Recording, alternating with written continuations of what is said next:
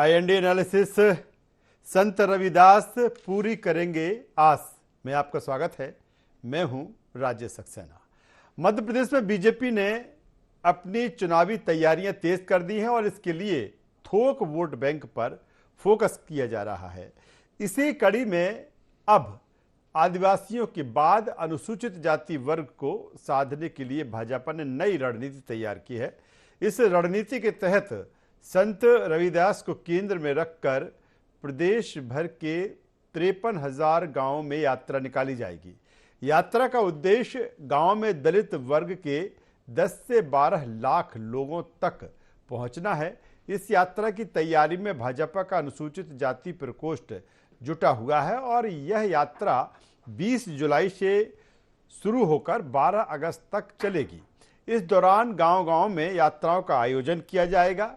इसके अलावा जिला मुख्यालयों पर भी मुख्यमंत्री सहित बड़े नेता यात्रा में शामिल होंगे। समापन कार्यक्रम में देश के प्रधानमंत्री नरेंद्र मोदी और केंद्रीय गृह मंत्री अमित शाह भी आ सकते हैं, ऐसी खबर है। आपको बता दें कि संत रविदास जयंती पर मुख्यमंत्री शिवराज सिंह चौहान ने मंदिर निर्माण की घोषणा की थी। इसके लिए 100 करोड़ रुपए का बजट स्वीकृत किया गया है। मंदिर का भूमि पूजन भी अगस्त माह में किया जाएगा।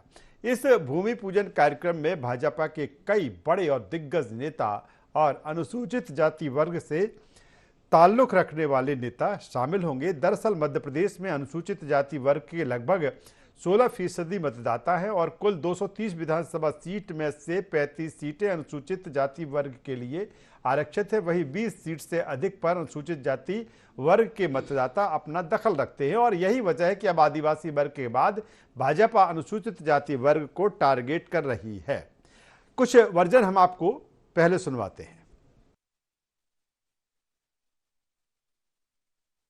भारतीय जनता पार्टी सबका साथ, सबका विकास, सबका विश्वास और सबका प्रयास के मंत्र को लेकर आगे बढ़ती है। इसलिए हर जाति वर्ग मत मतांतर के लोग भारतीय जनता पार्टी के साथ हैं और हम सबको साथ लेकर चलने की कोशिश भी करते हैं और काम भी करते हैं। इसलिए क्या जनजाति, क्या अनुसूचित जाति, सभी प्रकार के लोग हमारे साथ चलें। अन्य पिछड़ा वर्ग हो, सामान्य वर्ग भी हो और हर जाति की अपनी अस्मिता की रक्षा हो, यही भारतीय जनता पार्टी संगठन और सरकार का उद्देश्य है।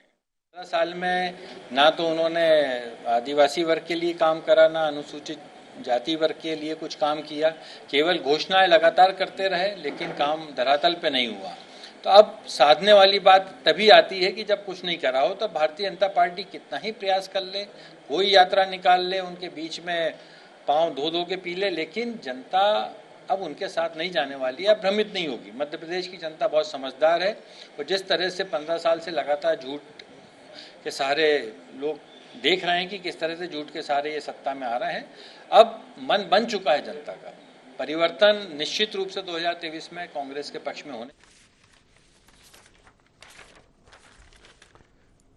तो जिस तरह से संत रविदास को लेकर भारतीय जनता पार्टी आगे बढ़ रही है और 100 करोड़ रुपए की लागत से सागर में संत रविदास मंदिर बनाया जाएगा। ऐसे समय में इस मंदिर का निर्माण हो रहा है जबकि मध्य प्रदेश में विधानसभा के चुनाव हैं और कहा जाता है अगर हम अनुसूचित जाति वर्ग की बात करें तो पूरे मध्य प्रदेश में 16% के आसपास इसके वोटर हैं। और जब बसपा फुल फ्लो में थी और खासतौर पर कुछ ऐसे अंचल हैं जिसमें बसपा को फायदा मिलता रहा है और यही कारण है कि बसपा कई सीटें जीतने में कामयाब होती रही है। लेकिन अगर पिछले कुछ चुनाव में देखा जाए तो बसपा का जो वोट परसेंटेज है वो गिरा है और यही कारण है कि भारतीय जनता पार्टी की कोशिश है कि इस 16% जो वोट बैंक है उस पर सेंधमारी की जाए और अगर वो 4 से 5% वोट इस वर्ग का ले जाती है तो मुझे लगता है कि 2023 में उसके लिए काफी फायदेमंद होगा और यही कारण है कि यात्रा के जरिए इस वर्ग तक पहुंचने की कोशिश है, इस वर्ग को विश्वास लेने की कोशिश है। और चाहे संत रविदास के मंदिर की बात की जाए या फिर यात्रा के जरिए अलग अलग गांवों में यात्रा पहुंचेगी उनके साथ कनेक्टिविटी की बात की जाए, ये तमाम सारी चीजें आज की हमारी चर्चा में होंगी। हमारे साथ में 3 मेहमान इस चर्चा में जुड़ रहे हैं। सबसे पहले उनका तारुफ करा देते हैं, परिचय करा देते हैं, फिर इस चर्चा को हम आगे बढ़ाएंगे। हमारे साथ में हैं, तो जिस तरह से जो भारतीय जनता पार्टी की कोशिश है कि इस वर्ग तक और करीब पहुंचा जाए और इसका फायदा 2023 के विधानसभा का जो चुनाव है उसमें उठाया जाए, और यही कारण है कि 20 जुलाई से भारतीय जनता पार्टी अलग अलग स्थानों से यात्रा शुरू करेगी।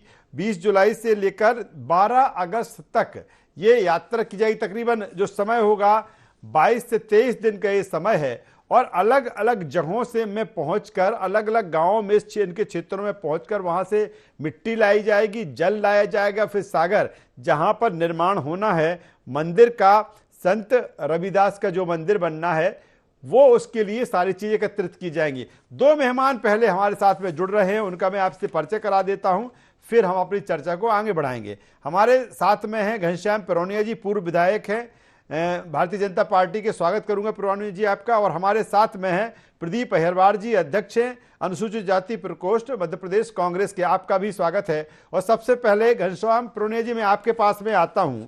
जिस तरह से भारतीय जनता पार्टी कह रही है सबका साथ, सबका विकास और सबका विश्वास, अगर हम इस आखिरी लाइन पे जाएं कि सबका विश्वास, अगर जिस वर्ग की बात हम कर रहे हैं अनुसूचित जाति वर्ग की, ये वर्ग कहीं ना कहीं आपसे छिटका रहा है, लेकिन आपकी जिस तरह से प्लानिंग है कि इस वर्ग तक पहुंचा जाए, क्योंकि 15 से 16% वोट इसका मध्य प्रदेश में है, 35 सीटें आती हैं और 20 सीटें और असर डालती है, यानी कि 55 सीटों पर इसका असर होता है।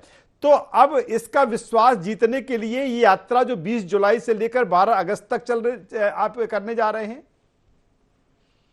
पहले तो मैं संशोधन कर दूं, हम चुनाव को लेकर के ना तो किसी को नारा लगाते हैं। ये माननीय प्रधानमंत्री जी ने बहुत पहले नारा लगाया था, ना तो तब मध्य प्रदेश चुनाव थे, ना चुनाव की बात थी। भाई हमारा जो सोच है, हमारा जो सपना है, भारतीय जनता पार्टी पंडित दीनदयाल उपाध्याय जी के एकात्म मानववाद के आधार पर समाज के अंतिम छोर के व्यक्ति के कल्याण की बात करती है। और यही सपना डॉक्टर बाबा साहब भीमराव अम्बेडकर जी का था। बाबा साहब अम्बेडकर जी को सपनों को साकार करने के लिए भारतीय जनता पार्टी और जहां हमारी सरकारें हैं, जहां हमारे पर कार्य करने योग्य है, उसके माध्यम से हम उसको पूरा करने का काम कर रहे हैं।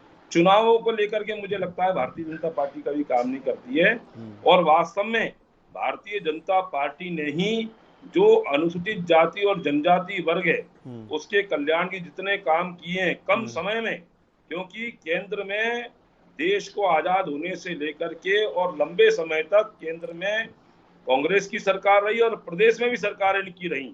इनको चाहिए था कांग्रेस को कि अनुसूचित जाति और अनुसूचित जनजाति वर्ग का कल्याण करे, लेकिन जो करना चाहिए वो उन्होंने नहीं किया। और भारतीय जनता पार्टी को अवसर मिला, चाहे केंद्र में मिला हो और चाहे प्रदेश में मिला हो, हमने अनुसूचित जाति वर्ग के सभी लोगों के कल्याण करने की बात करी, काम करे।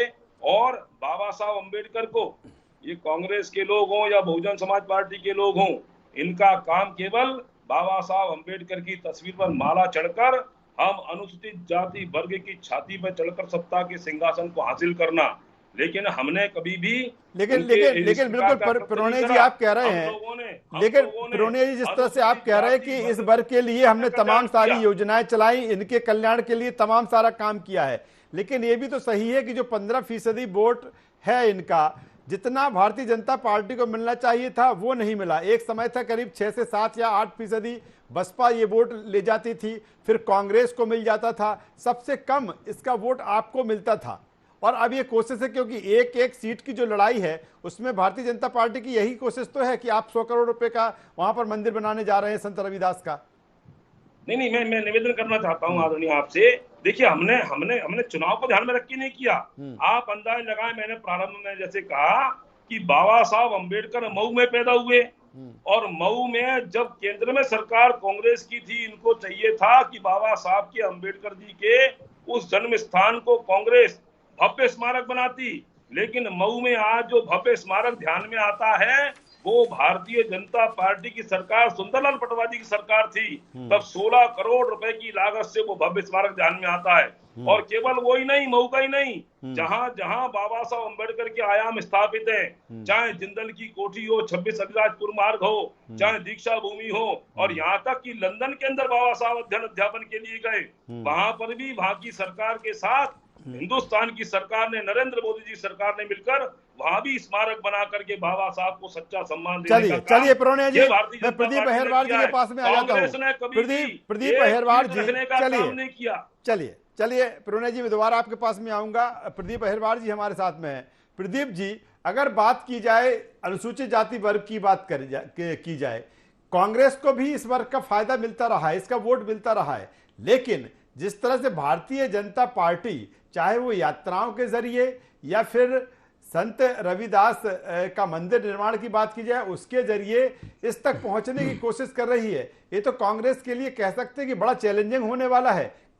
देखिए, संत शिरोमणि रविदास महाराज की आज पूजा पूरा देश करता है। उनके जो संदेश है, उनके संदेश को पूरा दुनिया अनुसरण करती है। आज भारतीय जनता पार्टी को क्या जरूरत आन पड़ी कि संत शिरोमणि रविदास जी के मंदिर बनाने की बात शिवराज जी कर रहे हैं, बहुत अच्छी बात है, मैं उनकी बात का, उनकी सोच का समर्थन करता हूं। लेकिन चुनाव के वक्त ही क्यों रविदास जी याद आ रहे हैं? हमारे घोषणावीर मुख्यमंत्री जी ने 2008 के जब चुनाव थे मध्य प्रदेश के, तब उज्जैन में बहुत बड़ी सभा में घोषणा की थी कि मैं उज्जैन में संत शिरोमणि रविदास महाराज के नाम से एक राष्ट्रीय भव्य स्मारक बनाऊंगा। वो उज्जैन के लोग भी उस चीज़ का इंतजार कर रहे हैं। आज नरेंद्र मोदी जी, आप बता रहे हैं कि नरेंद्र मोदी जी अगस्त में आएंगे, और दलित वर्ग जो आज भारतीय जनता पार्टी से दूर है, और भारतीय जनता पार्टी से इसलिए दूर है कि दलित वर्ग जानता है कि सबसे ज़्यादा अगर प्रताड़ित होता है दलित वर्ग तो भारतीय जनता पार्टी की सरकार से होता है। अंबेडकर जी की ये बात कर रहे हैं, सबसे ज़्यादा अंबेडकर जी की प्रतिमाएं मध्य प्रदेश में तोड़ी जाती हैं, शिवराज सिंह चौहान की सरकार में तोड़ी जाती हैं। रविदास जी के मंदिर, संत शिरोमणि रविदास जी के मंदिर भी भारतीय जनता पार्टी की सरकार में तोड़े जाते हैं। तब इनके कोई नेता या मुख्यमंत्री जी का कोई बयान नहीं आता है।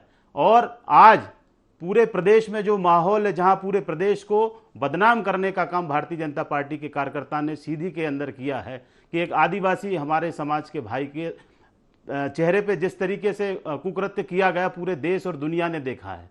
तो भारतीय जनता पार्टी हमेशा से एससी और एसटी इन दोनों वर्गों को प्रताड़ित करने का काम करते हैं। ये भी तो देखा है, अगर आप इसकी बात कर रहे हैं प्रदीप जी, तो ये भी देखा है कि प्रदेश के मुख्यमंत्री ने किस तरह से, ठीक है, जिसने इस वारदात को इस तरह की चीजें की हैं उसको जो सजा मिलना चाहिए उसके लिए भी पूरी तरीके से सरकार ने एक्शन लिया, और फिर जिसके साथ जो पीड़ित है उसको बाकायदा बुलाया गया, उसको सम्मानित किया गया पूरी तरीके से। ये भी तो एक अपने आप में एक उदाहरण है। ये शिवराज जी की चुनावी नौटंकी पूरा देश और दुनिया देख रही है, और मोदी जी भी शर्मिंदा होंगे कि मोदी जी इस बात को लेकर शर्मिंदा होंगे कि शिवराज जी तो मेरे से भी 2 कदम आगे हैं।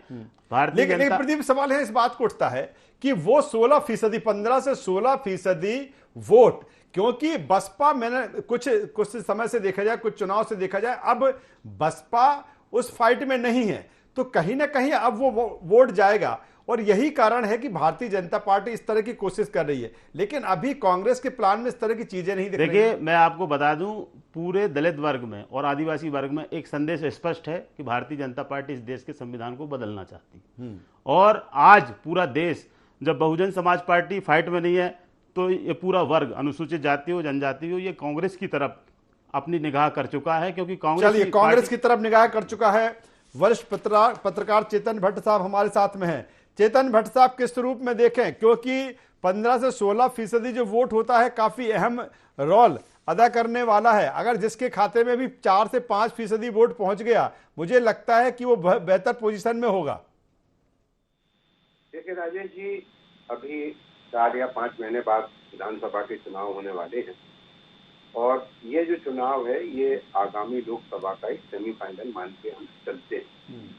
जाहिर सी बात है कि भारतीय जनता पार्टी चूंकि सत्ता में है, इसलिए वो तमाम तरह के जो समाज के वर्ग हैं उन सबको अपनी तरफ लाने का प्रयास कर रही है। और आप देखिए कि लगातार मुख्यमंत्री शिवराज सिंह चौहान द्वारा लगातार घोषणाएं की जा रही है, चाहे वो लाडली बहना वाली योजना हो, चाहे संविदा कर्मियों वाली योजना हो, चाहे आपका महिलाओं को 7 दिन का अतिरिक्त अवकाश देने वाली बात हो, और इसके अलावा जो भर्ती की घोषणा की गई है, पुलिस में भर्ती की, ये तमाम चीजें जो है ये चुनाव के मद्देनजर की जा रही है।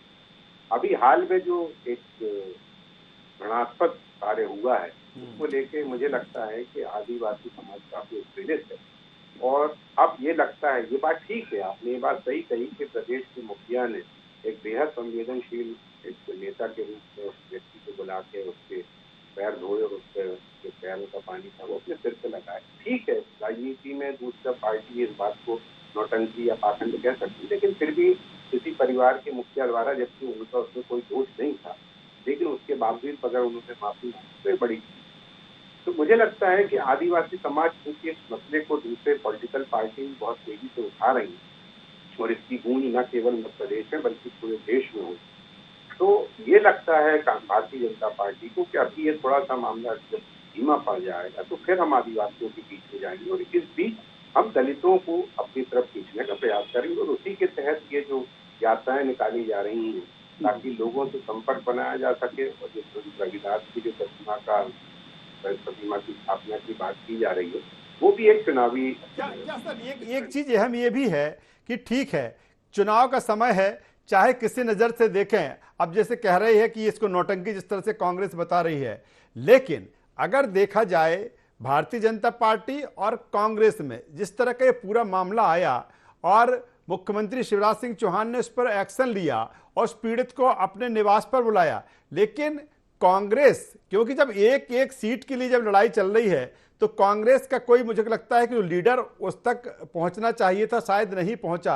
यह भी अंतर दिखा क्या इस पूरे घटनाक्रम में सर? कांग्रेस के लोग भी गए थे और उन्होंने वहां पे धरना भी दिया था, लेकिन क्योंकि प्रदेश का मुखिया मुख्यमंत्री होता है और वो तमाम तरह की मदद पीड़ित को कर सकता है, इसलिए उन्होंने अपने निवास स्थान पे उसको बुला के उसके साथ जो भी किया वो निश्चित तौर पर प्रशंसनीय। चलिए सर, मैं दोबारा आपके पास में आता हूं, सीधे घनश्याम पुरोनिया जी के पास में आ जाता हूं। घनश्याम पुरोनिया जी, जिस तरह से जो मेरे आंकड़े हैं मैं कितना दुरुस्त हूं, तकरीबन ये कहा जाता है कि 60 से 62 लाख इसके मतदाता हैं और अगर हम संत रविदास समाज की बात करें तो तकरीबन 50 लाख के आसपास इसके वोटर होते हैं और आप उन्हीं के मंदिर का निर्माण करने जा रहे हैं। सवाल ये भी हो रहा है कि और जो इससे रिलेटेड वर्ग हैं अनुसूचित जाति के लिए वो किस तरह से, वो उनके लिए फोकस्ड नहीं है आप क्या? नहीं, देखिए आप ही ने प्रारंभ में कहा था सबका विकास और सबका विश्वास। भारतीय जनता पार्टी इसी ध्येय पर काम कर रही है। प्रदीप जी को तो क्या दिखाई नहीं दे रहा होगा, वो तो कांग्रेस पार्टी हमें चश्मा का राजनीति का लगा के रखती है। आप देखें कि केवल यही नहीं, अनुसूचित जाति वर्ग में आने वाली तमाम सारी बिरादरियों और समाजों के कल्याण के लिए भी ये भारतीय जनता पार्टी सरकारों ने काम किया है, वोट के लिए नहीं किया। अब मैं वंशकार समाज से आता हूं, जो बांस का काम करने वाले लोग, इन्होंने कभी सोचा उनके बारे में? कांग्रेस ने कभी सोचा? आज मध्य प्रदेश में बांस विकास शिल्प बोर्ड बनाकर जो बांस का धंधा करते हैं, जो बैंड का धंधा करते हैं, उनके कल्याण के लिए योजना बनाई कि नहीं, धरती पर लाई कि नहीं? आज मछुआ कल्याण बोर्ड बनाकर माझी मल्लाह केवट समाज के लिए काम करने का काम किया नहीं किया? आज घुमक्कड़ विमुक्त जाति के लोगों के लिए और आयोग गठन करके, ये केवल कांग्रेस को क्या है साहब, बुरा जो देखन में चला बुरा न मिलिया कोई, इन्होंने तो कुछ करा ही नहीं है, इसलिए उनको वही दिखता है। अभी कह रहे थे संविधान खत्म होने वाला है, 2-3 साल पहले इन्होंने मुद्दा बनाया था और कैसे देश में आग लगाने का काम किया, देश में इन्होंने दंगा फैलाने का काम किया। हमारे ग्वालियर चंबल संभाग में आप देखें कहाँ संविधान खत्म हो गया, लेकिन एक माहौल लोगों को सड़कों पर उतार करके माहौल खराब करने का काम ये तथा कथित सामाजिक तत्वों के माध्यम से किया। समाज इनको माफ नहीं करेगी। और तो और आप देखेंगे बाबा साहब अंबेडकर हों या संत रविदास हों या महर्षि वाल्मीकि हों, जितने भी महापुरुष हों, अनुसूचित जाति के नहीं तो जनजाति समाज के महापुरुषों को, डंटिया मामा भील हो, कमलापति हमारी हो, सारे लोगों को उनका जो वास्तव में इनका इतिहास, देश समाज इनके कारण ऋणी है, उनको उनका स्थान देने का काम ये भारतीय जनता पार्टी ने किया है। कांग्रेस बता दे इन्होंने कुछ किया हो तो चलिए, एक चलिए। चीज लगाने का काम किया हो। चलिए। इनके तो सर कार्यकाल में तो मंदिर तो इनके पिरोनिया जी प्रधानमंत्री रहे, फुर्सत नहीं मिली। पिरोनिया जी पहले मंदिर तो नरेंद्र काम मोदी करेगा प्रधानमंत्री जिस जी तरह हैं। से। मेरा निवेदन सुन लें साहब, जी, जी। मेरा निवेदन सुन लें। अभी जी कह रहे थे नौटंकी कर रहे हैं, नौटंकी नहीं कर रहे हैं। प्रधानमंत्री सबसे बड़ा पद होता है और उसके बाद में उन्होंने अपने निवास पर वाल्मीकि समाज के हमारे सफाई कर्मियों के पैर धोने का काम किया। ये वोट के लिए नहीं हुआ। चलिए, चलिए प्रदीप जी जवाब दे दीजिए। वो प्रदीप जी जवाब दे दीजिए, वो मंदिर का निर्माण भी कर रहे हैं 100 करोड़ की लागत से, और वो वोट छिटका हुआ है। कहीं ना कहीं पूरी कोशिश है कि भारतीय जनता पार्टी का उनकी तरफ शिफ्ट होती है। मैंने फिर वही कहूंगा कि कांग्रेस की प्लान दिख नहीं रहा इसको लेकर। देखिए, संत शिरोमणि रविदास महाराज ने कहा था, ऐसा चाहूं राज में जहां मिले सबन को अन्न, छोटे बड़े सब सम बसे, रविदास रहे प्रसन्न। ऐसे राज की कल्पना की थी जहां छोटा बड़ा सब समानता से रहें, सबको अनाज पानी मिले, कपड़ा मिले। लेकिन भारतीय जनता पार्टी के राज में अनुसूचित जाति और जनजाति वर्ग के लोगों को अपमान मिलता है, गोलियां मिलती हैं। भारतीय जनता पार्टी के बीना के विधायक के करीबी ने एक अहिरवार समाज के व्यक्ति की सरेआम गोली मार दी। वहां पुलिस ने कोई 8 घंटे कार्रवाई नहीं करी। ब्रोनिया जी मेरी बात तो सुन लें आप।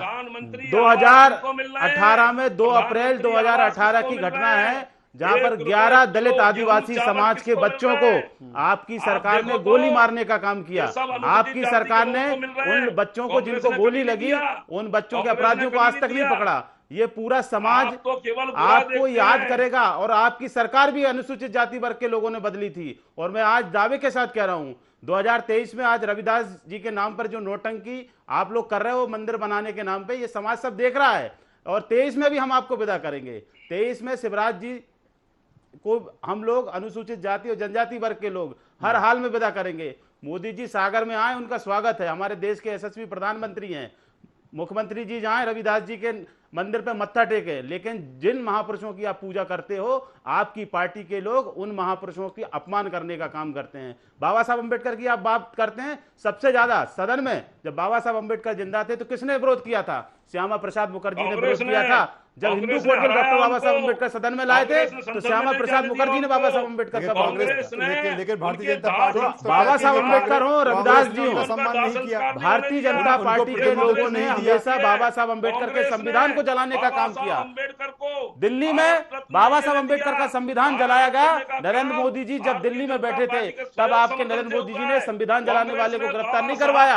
आपकी सोच है कि बाबा साहब अम्बेडकर क्योंकि दलित समाज के थे, भारतीय जनता पार्टी के शीर्ष नेता हों, वो ये चाहते हैं कि संविधान को बदला जाए, क्योंकि संविधान इस देश के दलित के बेटे ने लिखा है। भारतीय जनता पार्टी हमेशा दलित आदिवासी समाज के विरोध में रही है। और 23 में ये समाज आदरणीय कमलनाथ जी के नेतृत्व में मध्य प्रदेश में फिर से कांग्रेस की सरकार बनाएगा। और मुझे उम्मीद है कि आपकी जो आतंकी है, जो आपकी जो चालाकियां हैं, ये समाज सब समझ रहा है और देख रहा है। चलिए चेतन भट्ट साहब से प्रतिक्रिया ले लेता हूं। चेतन भट्ट साहब, 2 चीजें अहम है जिसका जिक्र मैंने पहले भी किया कि बहुत जो अगर इस वोट बैंक की बात करें, एक समय बीएसपी वो वोट बैंक पर सेंधमारी करती आई है। 6 से 7 या 7.5% वोट उसको मिलता रहा है। लेकिन बीच में जिस तरह की स्थिति हुई, लेकिन एक बार फिर अभी तक मायावती, बसपा सुप्रीमो मायावती शांत थी, लेकिन जिस तरह से सीधी का मामला आया उसके बाद उनका जिस तरह से बयान आया वो एक्टिव होती नजर आ रही है। क्या माना जाए कि बसपा ये समझती है कि उसका जो वोट बैंक था वो खिसका है, उसको फिर से वापस लाया जाए? और यही कारण है कि कुछ जो प्रतिक्रियाएं, जो बयान आए हैं, जो एक्टिविटी दिखी है मध्य प्रदेश को लेकर कि बसपा इस चुनाव में एक्टिव नजर आएगी, क्योंकि कांग्रेस और भाजपा दोनों की एक कोशिश है कि जो खिसका हुआ वोट बैंक है अगर वो उनकी तरफ शिफ्ट हो जाता है तो इससे बेहतर कुछ हो नहीं सकता। ये देखिए, राजनीति में आपको लगातार संपर्क में रहना पड़ता है। बहुत लंबे समय से बसपा की जो नेत्री हैं मायावती जी, बहुत लंबे अरसे से राजनीति से दूर। अब ये बात ठीक है कि चूंकि आदिवासी के साथ ऐसा मामला हुआ तो उनको एक अपना बयान देना जरूरी था, एक नेता के रूप में, बसपा के नेता के रूप में। लेकिन जो बसपा का एक प्रभाव था क्षेत्र में, वो धीरे धीरे कम हो। और यही कारण है कि जो 16% वोट आप बता रहे हैं कि जनजाति दलितों का है, उसको किस तरह से अपने कब्जे में लाया जाए, ये दोनों पार्टी का। और उसका फायदा निश्चित तौर पे जो भी पार्टी उसको ज्यादा बेहतर समझ में आएगी उसको मिलेगा। और जब 6 या 7-8% भी अगर जिस पार्टी को वोट मिल जाता है उनका, तो निश्चित तौर पे उसके जो वोट है उसमें इजाफा हो।